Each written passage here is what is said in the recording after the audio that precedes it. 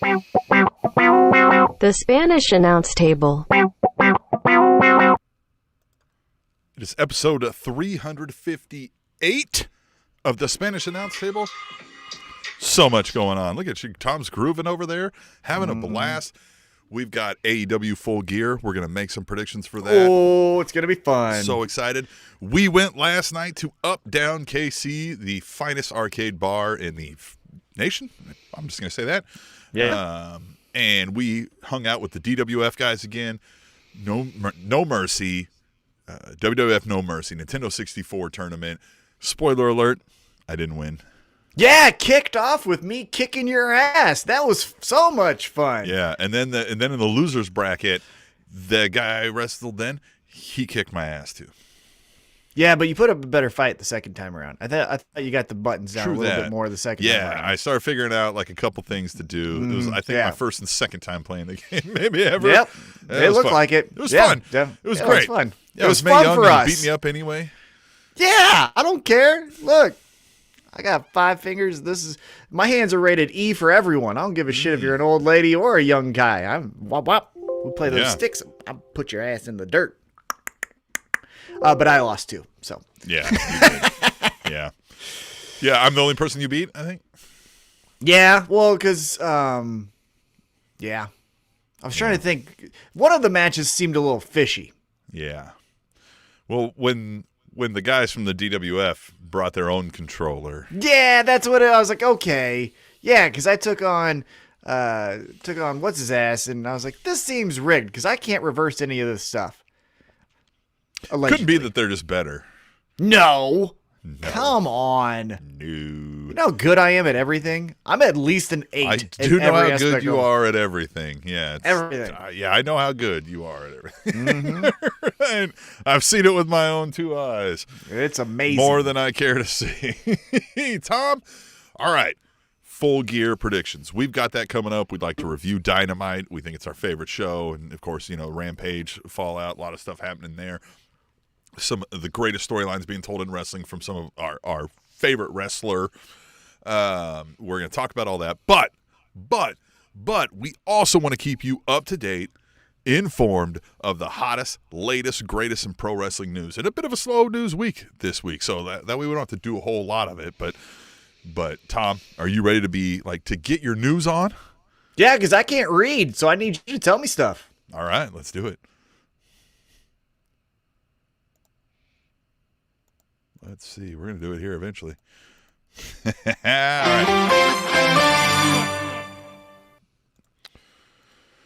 Already? So soon? Oh, no. Did someone pass away? Sabu announced his retirement from in-ring performances this week during an appearance on Wrestling Shoot Interviews where he said, quote, "I'm not doing real good. I hurt my back about a year ago and it's still been hurting. I wrestled a couple of weeks ago, but I shouldn't have. I've only wrestled like twice in the last year and only went to the gym a couple of times last year because I hurt my back. I'm probably not going to wrestle no more. I'm probably just going to do autograph signings and personal appearance type stuff." So is this a Terry Funk retirement, or is this like, yeah, Sabu, we should Well, so it should be a Sabu, because the length of his career and the damage he's put on his body, you need to stop. However, I think he's prisoner of the moment, and it's I'm hurt right now, so right now I don't want to do this. Do a yoga 2 class. years, and he's feeling good, yeah. And then he's going to be fine wrestling. CBD, and you're right. Yeah, he'll be wrestling RVD at some DWF in Detroit, Michigan here in a couple of years. Yeah. Sabu, man. Sabu's mark on the industry for, for minimal, mainstream television time is intense for a whole generation. I think of him as really, we talk about independent pro wrestling. I feel it's always been around, right? If you're not in the WWF, it's independent pro wrestling. Or back in the day, if you're not WWF, WCW, it's independent pro wrestling. I've always felt in my lifetime, he was the first independent pro wrestler I became aware of. Like, he was the one where he didn't need to go to either of those promotions because you were buying a ticket or you were reading the magazines for him. You know what I'm saying? Like Ted DiBiase is another great example where Ted DiBiase down in Texas was doing great work, but like everyone was kind of thinking like, well, he needs to go to the WWF. Like that's the next step for him, right? Where Sabu is like, no, just keep him here. And that then birthed, I felt like the first, buzzworthy independent pro wrestler that was going to just stay where he was. So his mark on the industry, like you said, is remarkable. And I hope he does retire, but I feel like it's just how he feels right now. Give it 6 months and we'll review what we're feeling then. Yeah, indeed. All right, let's move on to the next one though. And hey, best of everything to Sabu. Thanks for the memories. Mm-hmm. Now this is a rest in peace. No funny head. No. Former WCW Tag Team Champion and 90s wrestling icon Judy Bagwell passed away this week at age 78 following a battle with dementia. Oh, no. Judy Bagwell on a forklift match, I think, is what everybody defaults memory to. But like she, again, WCW Tag Team Champion, was involved in, some kind of storyline time frame for a little blip on the radar there. And stuck out for that reason. Yeah, I think she's the representation of the dying days of WCW, right? When they were just throwing everything at the wall.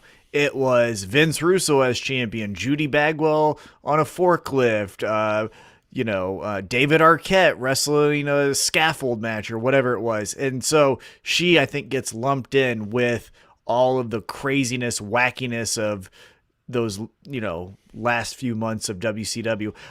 She was entertaining. The Buff Bagwell stuff was fun because I think I remember, again, we don't fact check here. I think it was a feud between Buff Bagwell and Rick Steiner, and then it was Judy Bagwell on a forklift, and for whatever reason, like he had to fight to keep her as his mom or something. I don't know. I forget the real details, but yeah, I remember. Yeah, I don't know her what that was exactly. Definitively, yeah. Uh-huh. Well, that stinks. 100%. I'm very sorry, especially with the holidays coming up. That's a tough loss. That is indeed.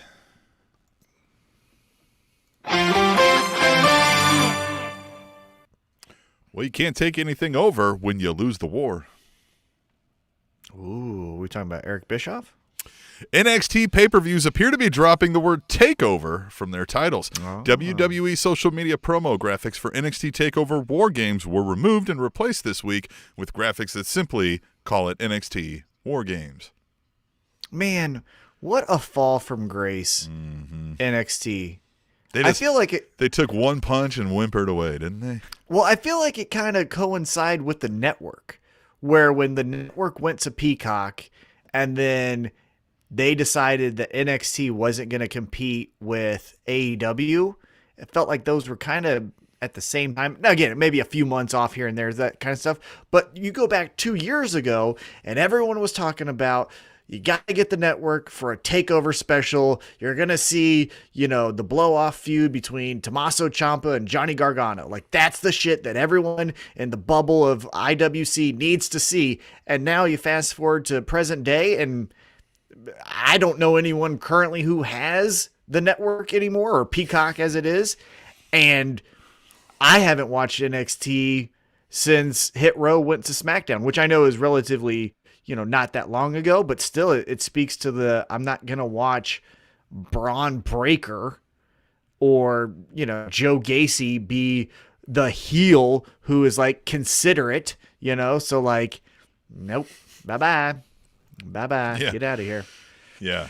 Guy wants to create safe spaces and positive masculinity, non-toxic masculinity, and let's boo that motherfucker. Yeah, what is he in 6 months he's gonna lose a match to Josh Hawley. Yeah, and I mean, hey, listen, Jesus Christ, yeah, because like you hear that motherfucker's going on like a man show tour basically, while run for president on the idea of like being a real man. Yeah. Josh Hawley, by the way. Hawley is talking about we need masculinity back in American. Yeah. Anyway, we don't need to make that this show here, I guess. But anyhow, going back to NXT, it just feels like it's a fall from grace.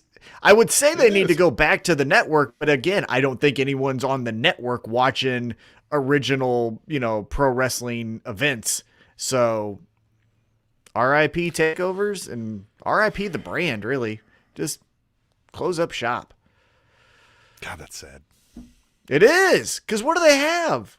What do they have? Tommaso They Ciampa's don't have gonna much. Yeah, they really don't have anything. Like, it sucks. Yeah, because Tommaso Ciampa's gonna lose this championship to whoever the next, we're gonna give this person a shot. Maybe it's Braun Breaker, maybe it's someone else, and then Ciampa's gonna go away, and then it's just gonna be rainbow diarrhea of bullshit no one cares about. Mandy Rose as your fucking champion. You used to have Shayna Baszler as the woman that was running the show in NXT, and now you have Mandy Rose. Yeah, let me be clear. Like, WWE has said, they've been outright forthright in everything we've seen in the news lately that, like, they want to, like, really hone this in on, like, a youth. It's a minor leagues training system. Well, nobody's going to watch that. Like, how many people are watching the minor league baseball on TV? Right. Like, you might go to the event because it's a fun event, and it's like, hey, I want to root for that guy. I know he works nights at the fucking grocery store. Like, we get that with indie wrestling. We don't need that with NXT. Like, NXT was a step above that. It was like that intermediary, but now you're trying to bring it down to that level just on your like that. We don't want to watch that. Well, and the other thing that I keep thinking about is I wonder when contract negotiations come up if USA Network is going to be like, hey, you sold us this bill of goods where we were going to get Adam Cole, Kyle O'Reilly, Finn Balor, and now the contract's up and we're getting Braun Breaker, Mandy Rose, Kushida, which credits Kushida. I'm not saying anything, but like he's not a star, right? You know what I mean? And so it's like, if I was the USA Network, I would say we'll re-up with you, but we're gonna, get a discount because that shit isn't what we bought initially. So we're gonna take off a couple $100,000 or whatever the price is. I know you got your new lover and Fox over there, so we don't need to keep fitting the alimony payments. Yeah, exactly. You know what I mean? Mm-hmm. Yeah, I agree. That's where, if you're gonna say it's the minor league system, your broadcast partner, I would assume, is gonna be pissed. Yep. Especially when you used to run the flagship show.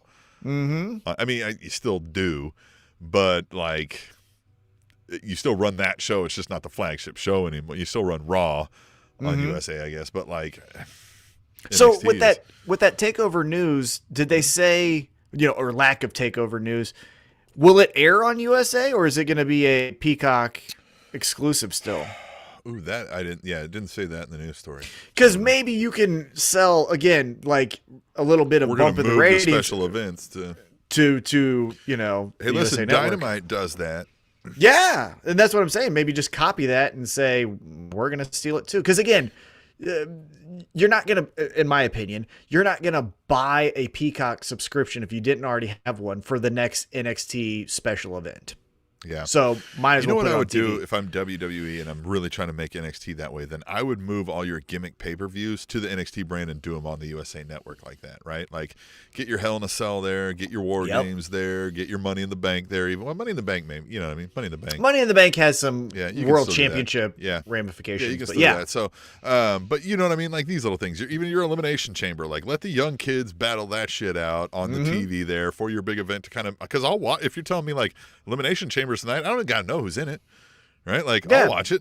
You know, that'd be fun. War Games, maybe. Be like, all right, I'll give it a shot, right? I'll start watching it and be like, man, all right, these guys are beating the shit out of each other, right? Or ladies, or whatever, Yeah, I don't know, man. NXT is it's just disappointing anymore.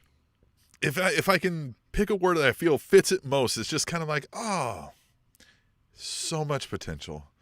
It feels like the song "Yesterday" by Boyz II Men. Like that's how I feel with the NXT brand. Yesterday. Yeah, it's just, and then you just think about all those. We get good at this live stream thing. We'll like fit that in under the. Oh yeah, we'll get it. We'll locked in there. Yeah. All right. We'll move on to the final news story we got here this week.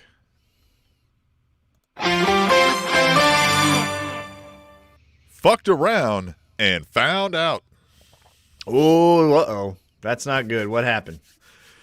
Police arrested Dana Brooks' fiance, Ulysses Diaz, this week on battery charges after the professional boxer and MMA fighter got into an argument on social media, then went to the victim's home and punched them in the mouth. Diaz has a professional boxing record of 12-1-0, a bare-knuckle fighting record of 2-1, as well as an MMA record of 1-0. Now, I don't know, opponents matter, but I don't know if you know anything about Ulysses Diaz. No, I don't. I will say, though, like, if you're going to shit talk someone, maybe do like a GPS, like, who is around me kind of thing before you start talking shit. Because, again, like, some people grew up, and when you disrespect them, they'll find out if you're close. And if you're close, you're going to get a knock on the door. Yeah. And so, like, it's credit to him. Especially if they think you're only feeling empowered to do this because you think I won't show up on your fucking doorstep. Yeah. Yeah. Credit to him. I know it's not right, and I'm not saying we should all be violent. Credit to him. What he did was wrong, but credit to him. Well, I mean, I think what he did is wrong is because I don't want the precedent for some dum-dum who doesn't know what he's doing to show up with a gun. Assault is not the answer always for, you know what I mean? Hey, you suck, right? Like, we can't necessarily set that precedent, I think. But yeah. Mutual combat, I'm 100% on. If two people want to fight each other in the street, make sure that, after it's done, there's no more violence that takes place. That's 100% should be legal. But kill the guy, what I'm getting at, right, that's what I'm saying. And that's what I don't want to have happen is we're like, well, I'll grab a gun and go do something. I don't want that. Yeah. But we should treat arguments like hockey fights, right? Like, we're going to stand by and be like, all right, okay, you guys, good. Yeah, right. First time someone falls, okay, we're like, good. All right, you got him. Yep, right. Yep.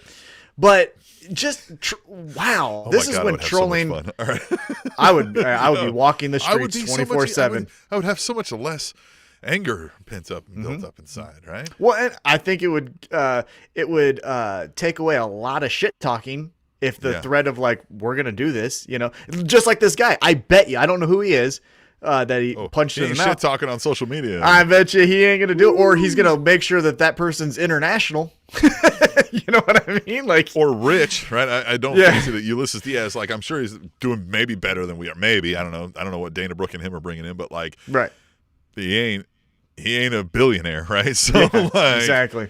You know what I mean? Yeah. But man, when trolling goes wrong, right? This is one of those shining examples of those Dave Chappelle skits, when he was like, when keeping it real goes wrong. And so like, even if you didn't, even if you were shit talking and then didn't know that this was the person showing up at your doorstep, if you get a look at Ulysses Diaz, if this person shows up at your doorstep, you're like, oh shit. I'm not answering. Yeah, I'm not answering. Like, why did you open the door? Like, I wonder if the person was like, all right, okay. And 12-1 boxer is like, because even if he only fights bums, you still are going to knock out somebody who's not even a bum. But there's worse than a bum in boxing. Like, if I went into a boxing match right now, I'm worse than a bum, right? A bum has trained. They're just not athletic, and they don't have skills. You know what I mean? And they're just slow. I would show up and be like, what do I do? Which is the left and the right? Like, I'm going to get my ass kicked quicker than shit, right? And so I would have loved to have seen if that was the case. He's like, all right, okay, I'll show you. You can show up at my house, motherfucker. And then just bam. So applying this to WWE, you think Dana Brooke gets a push because Vince is like, yeah, I like that shit. You think she gets a push just because her boyfriend? Because remember, we've heard the opposite, right? If Vince thinks you're weak or thinks you're get a out of beta here, male, like you're done. And then you know what I mean? He also loves to think women are all over him and want to impress him. But if he's like, she's like, hey, my boyfriend's fucking knocking somebody out. And he's like, yeah, God damn it. Yeah, that's what we need. Well, this is what we're going to do. Let's put it in a storyline. We're going to have great again. Right? Yeah, we're going to have Duke Drop write a tweet about you before Monday Night Raw, and you're going to find her backstage. And you're going to punch her in the mouth, and everyone's going to get it because they know who your boyfriend is. Remember? Ha ha, that's fun. That was my Vince McMahon. Sounds good. Fucking Dewdrop.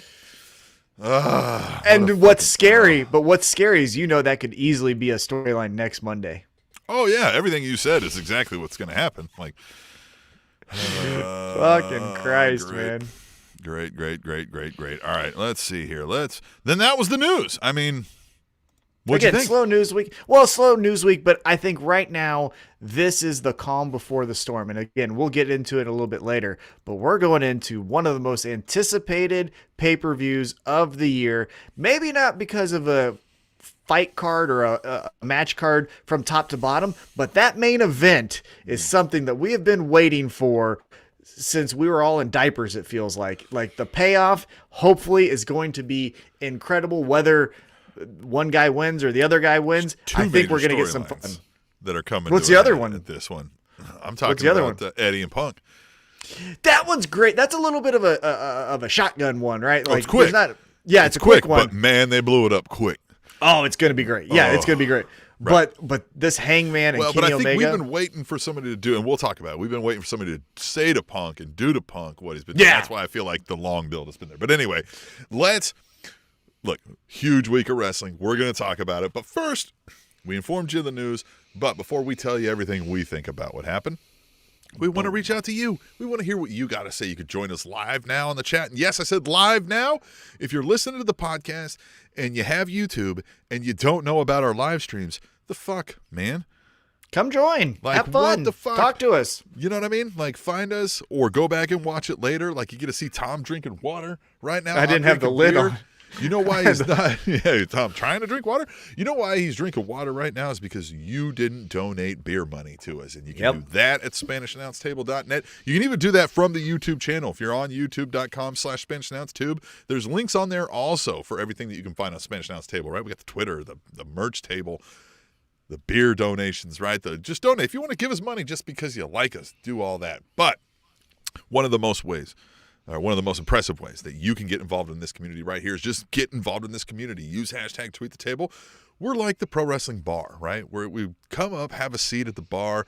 We're back here, tended bar. We're just hanging out. We're talking wrestling. We want to hear what you got to say. And you can do that by using hashtag Tweet the Table on Twitter. Tom, are you ready to read some hashtag Tweet the Tables from the Table Nation? Indeed. Let's get to it.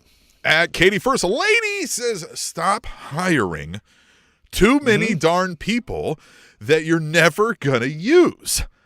Too many that should have been stars by now, and all because you had to change something that didn't need to be changed. Hashtag Tweet the Table. And look, I don't know if so many of them needed to be or would have been stars by now. Right. But they sure did bloat themselves. I don't think they were even good the last couple years. They've done this before where they're like, we got a bunch of people because fuck any competition, we're just going to hoard them in. But the last couple years, they were like, okay, we're going to hoard in all these people. And everybody's like, who the fuck are these people? You know what I mean? Like, and all the other good people were left kind of like the real good because they were like, oh, we can't pull in this character because it doesn't fit our whatever. So they got the most vanilla generic people out there. And so when they're cutting a lot of these right now, I was kind of like, I think I've seen these names, but I don't know who a lot of these people are really. And yeah, with this recent round, you had the Nia Jax, you had the Keith Lee, but then after you kind of pass Karrion Kross, it gets a little bit slim pickings. I think it's a silly. This is where I don't blame WWE though. It's a good business practice to say, "Hey, we're going to sign this person so that the competition doesn't have them." That's fine. So listen, in the NFL right now, we were all talking about OBJ, right? Like, is he going to go somewhere? And everybody was like, well, the Chiefs don't necessarily need another offensive weapon. We're Kansas City Chiefs fans, right? And everybody's like, you know, like, oh, he might be a cancer. And I'm like, okay, but like, I kind of just don't want him going to the competition. Yeah. Right? Exactly. I was like, so even if you sign him and bench him, like, just fucking, that's and fine he's all with like, us. fuck you. Be like, all right, cool, man. You know what I mean? Like if you just knew he was going to be an asshole the whole time, like, maybe you just deal with that, right? Like, all right, fuck. Yeah. But where I put the blame is on the talent. And it's not a huge amount of blame because, again, the money that they're offering is probably more than anywhere else is going to give them, except for maybe AEW, right? More than we might stand to make in our adult lives even. Exactly. So I guess maybe temper your expectations when you're starting to see a bunch of signings because the talent by now should know, wait a minute, I got hired in with a class of 10, right? And then 3 months later, there's now a class of 8. Okay, something might be going on here. And then you got to change your mentality of like, they don't really care. Yeah, but like, they're not really invested in me per se. They just want me not on that they're team. Shotgun blasted. Well, I mean, they're just like, we're going to get everybody in. Who's good? None of you? Right. All right. Later, right? Like, or it's not even later. It's just like, none of you are good? Okay. Well, listen, hang out over here. Next, right? And they just kind of leave them hanging there. And so, I probably at some point, like, you got to see the writing on the wall, and I probably would have been like, if I'm one of these people at some point, I know what you said, money talks, but don't you just like, hey, listen, can I go? Like, well, that's what I'm saying. There's two different types of, workers, especially in this kind of an industry, where it's like you're fueled by creativity and the art, or you're just fueled by, I got a raise, right? Now, if you're the I got a raise, you might last in WWE a few years longer than you should. If you are, I am a creative wrestler, I want to tell stories, you should know by now in 2021, that ain't the place. That ain't the place to go. It bothers him. That's bad for you to be bringing that up. Yeah. So that's where it's like, we have enough education now to know not to be doing that stuff if you're that type of wrestler. Well, speaking of that talent, let's stay kind of on the same subject with @bartender_allwc, speaking of the bar, says, with all WWE roster releases, he said roaster releases, but hey, roster releases, do you think this could be, listen, you know how many typos are. All right.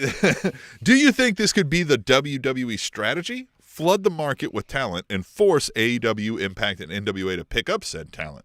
Look at the last year of WCW and the roster they had at the end. # too much of a good thing. # tweet the table. I mean, yes, but I don't think you're really forcing them.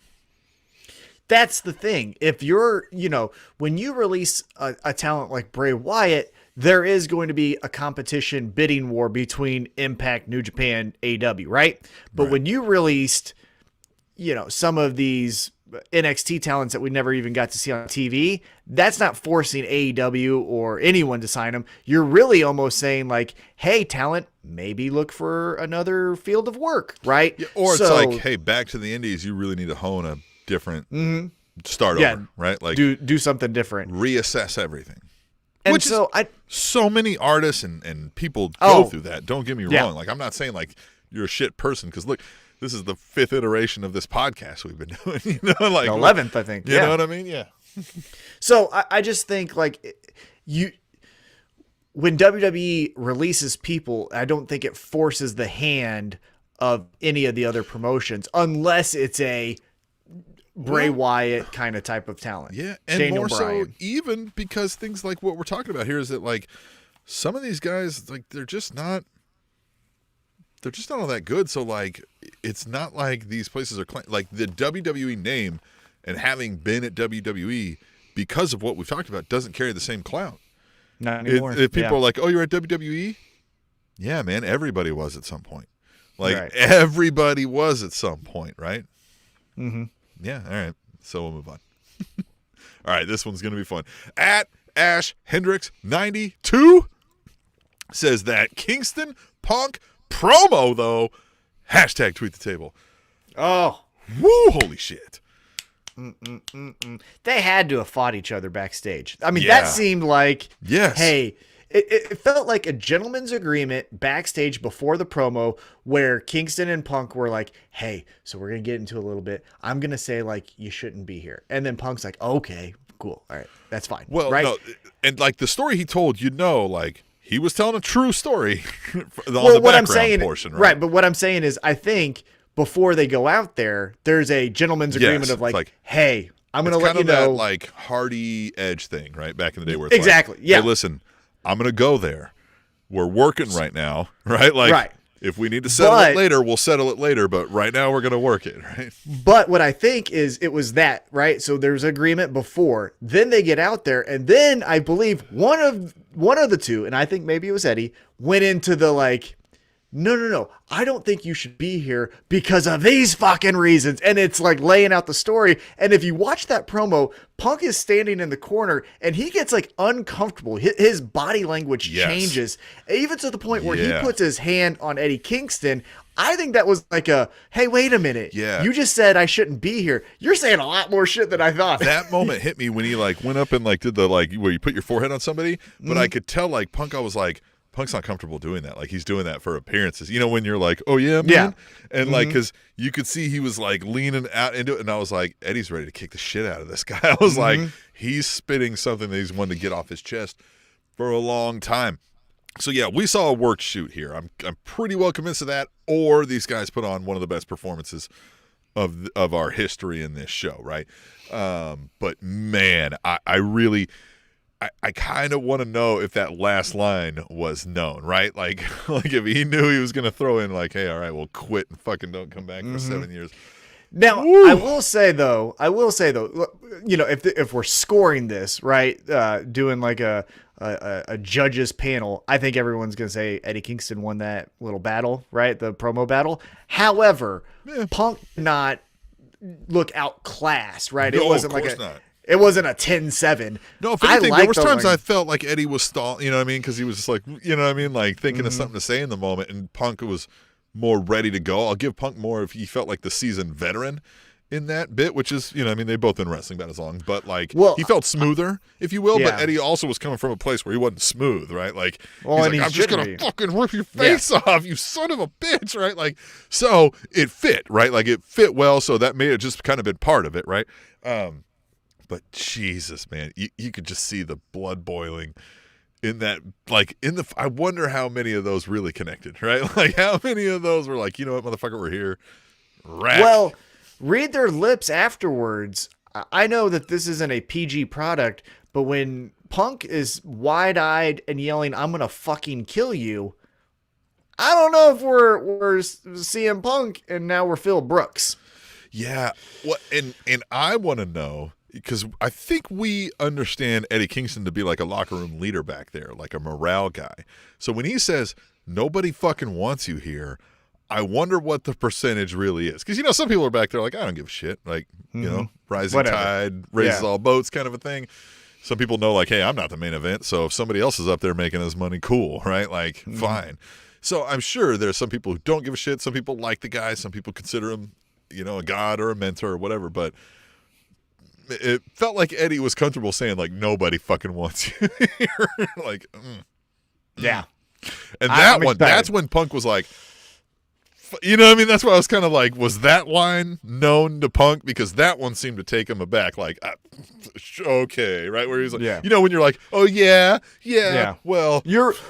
I'm rubber, you're glue. Yeah. Well, whatever, you're fat anyway, dude. Like, you know what I mean? That's what it felt like. And God, I shared it with folks that night. I was like, hey, if you haven't seen it yet, stop what you're doing. Go watch it. And it was Justin Summers of Wrestling Cheers, right? Trending Topics Network, friend of the show. His only response was, God bless Eddie Kingston. So let's take this one step further. And I know we're doing hashtag tweet the tables, but it was brought up about this specific in-ring promo.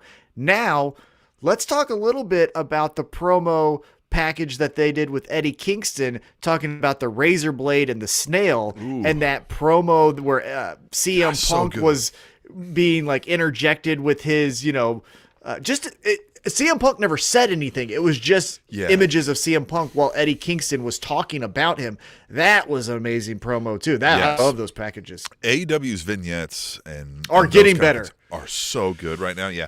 And Eddie Kingston is just, he's so good right now in everything he's doing too. Like he's not necessarily your typical face character, right? But he's not doing anything necessarily heel-like other than he's got an aggressive, ready-to-fight mentality. And I just think they just need to ride. Like, he's so capturing what it feels like to just fucking hate the world, right? Well, which a lot of people do right now. And that's what I'm saying. I think it's an evolved babyface, right? Like, watch television, watch stuff that's outside of pro wrestling. You look at The Sopranos, Breaking Bad, Succession, Billions, all of these shows, they're flawed people. It's not John Cena. It's fucking guys like Eddie Kingston who's like, I take Zoloft so I don't kill people. And you're like, well, my cousin does too, so I can kind of relate to that. I know what he's going through, and so I see that in you. You know what I mean? So it's like, it's an evolved babyface. That up too, to sidebar a little bit, but like his normalizing of mental health struggles and issues. Like there was a big article about him and his the Players Tribune. Check it out. Yeah. And just him bringing it up and all that. So kudos to him on that also, right? Like he's also able to do that without making it cheesy, making it real, something relatable, and just kudos to Eddie Kingston right now. But also the Eddie Kingston character. Now, that Players Tribune article, if you haven't read it, anyone who's listening, go out, make sure you find it. It's fantastic. But going back to the character, going into kayfabe, the thing that I like is when he yells at CM Punk, like the genesis of this rivalry right now is Eddie Kingston was embarrassed. He felt like someone was looking at him, whether he was or wasn't, and now we've got beef, right? Like, that's a flawed character, right? Eddie Kingston isn't doing all the good things, and that's what makes him relatable. Eddie Kingston did interrupt CM Punk. Like, he was right to be like, hey, man, don't fucking paint me to be the bad guy here. Like, and he's like, nah, you know why I fucking interrupted you, because it wasn't about this moment. Don't fucking spin this. Like, you're an asshole, and you've always been one, and now everybody thinks you're fucking this cheesy nice guy. Fuck you, right? Yeah. I loved it, because you know how many times I felt that? I'm like, that person? I know that person fucking steals from little kids. Like, are you serious? Like, fuck that. Like, just... But the action of Eddie Kingston, the actions of Eddie Kingston isn't something that you would teach, little children in elementary school. And that's what I'm talking about that's relatable. But that's what's relatable is because, that's what isn't the protocol to be successful in life. He's failing in front of us. And I like that. That's why Eddie Kingston is the best. Well, he's tied for first. Best baby faces in the world right now. That is true. They are hitting on the person living their like life struggles, being a failed, like an imperfect human. I don't want to say failed, right? Like imperfect human live in front of us, just being who they are, exposed to the world. Yeah. And the two most, I don't know how to say this, because obviously you're going to have people who are fans of Bryan Danielson and things like that. But for me, the two best baby faces in pro wrestling, Eddie Kingston, Hangman Adam Page. I struggle with depression. I struggle with self-confidence. And that's what makes it awesome. That's what makes you tune in. At least for me, I'm speaking for myself here, but like that is what we're talking about with pro wrestling in 2021 and what we want to see. And it's so great. All right. Well, we'll move on, because we've got a whole lot of AEW to talk about. Stick around. We've got AEW Full Gear predictions. We've got a Dynamite review. Loving that. But right now we're doing hashtag Tweet the Table. This is where you tell us what to talk about, because we want to hear what you have to say first. You use hashtag Tweet the Table on Twitter, like at Katie First. A lady says Seth Rollins is looking more like a Dr. Seuss character. Hashtag Tweet the Table. And man, we covered this last week. We're like, hey, Seth Rollins doing this stuff is better than Seth Rollins not doing this stuff. But there's still no like deep storyline where this crazy character is affecting how that storyline progresses, right? It's just him coming out and being like, right? Like, look at me, I'm crazy. And we got it. You know what I mean? We got it the first time. I don't know where we go from here, but like I'm not getting, you know what I mean? I'm just not getting like a reason why I need to hate Seth Rollins or a reason I need to care if he wins or not. You don't give a shit, do you? Okay. Did Tom freeze? Is that what happened? Did we lose Tom? Oh, we might have lost Tom. So let's talk about Seth Rollins, right? Seth Rollins coming out. Recording stopped. In this gear is not terrible. Oh, we lost me. We lost Tom. 1 second.